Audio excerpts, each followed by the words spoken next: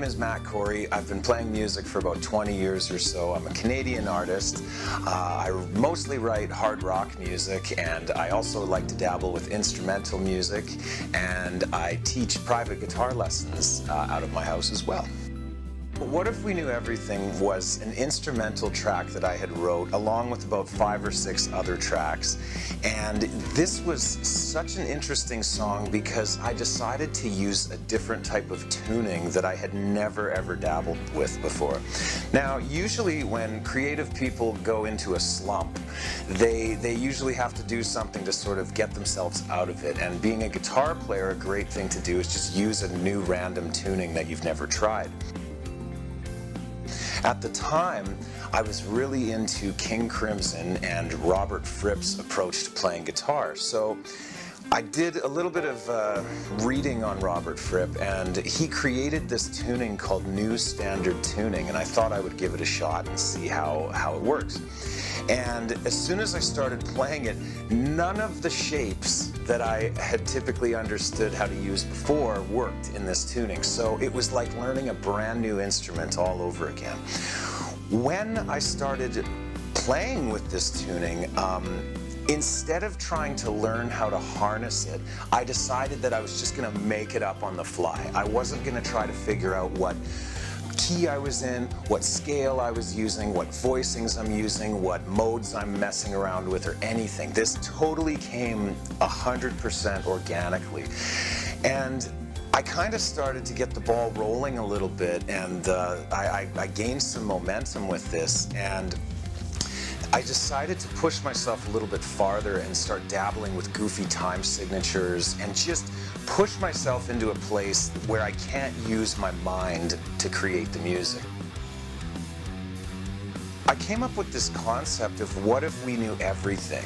It was this idea that when you die, where does your soul go, and what happens to your soul in those moments after you pass away? So the way I sort of perceived it was, you know, your soul goes up into the cosmos kind of thing, and then all of a sudden you start to learn these things of what happened before you were born and what happens after you died, and you start to absorb all of this information about everything. And the song, I decided, was going to be sort of a journey on, like, into that whole concept, where there's sort of peaks and valleys with the song. It gets really quiet, and then it gets really heavy and hard for a few minutes. And that would probably be sort of where the song sort of comes from.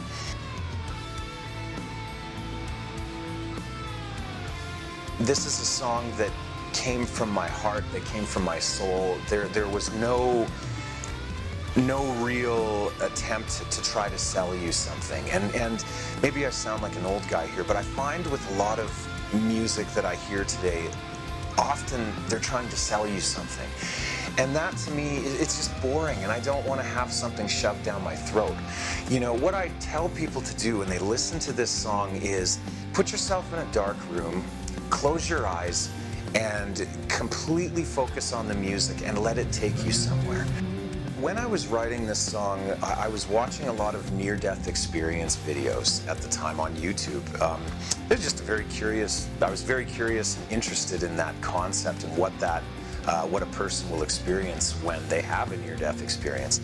And from what I understood from watching a number of these videos, a lot of people started to say the same thing, where they would often see all of the bad stuff they did in their lives, and they would see it not only from their perspective, but they would also see it from the other person's perspective as well.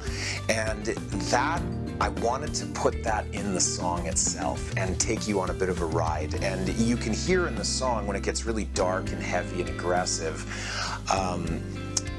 it's very apparent that it goes to a very dark place.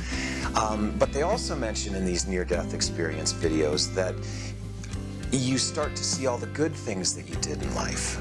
And once again, you see them from your perspective, but you also see it from the other person's perspective as well. And in the song, you can hear when it changes, when it goes from this really dark, angry, gloomy, aggressive place to this almost euphoric, peaceful, triumphant place. And so From a cinematic perspective, I would say that this song really is a roller coaster where there's a lot of different sections, and some of them repeat, but some of them don't. And I figured that when you're dying, that's probably what it feels like to go up and go down and experience all these different sort of feelings that you had throughout your life. And that song, What If We Knew Everything, is supposed to represent that.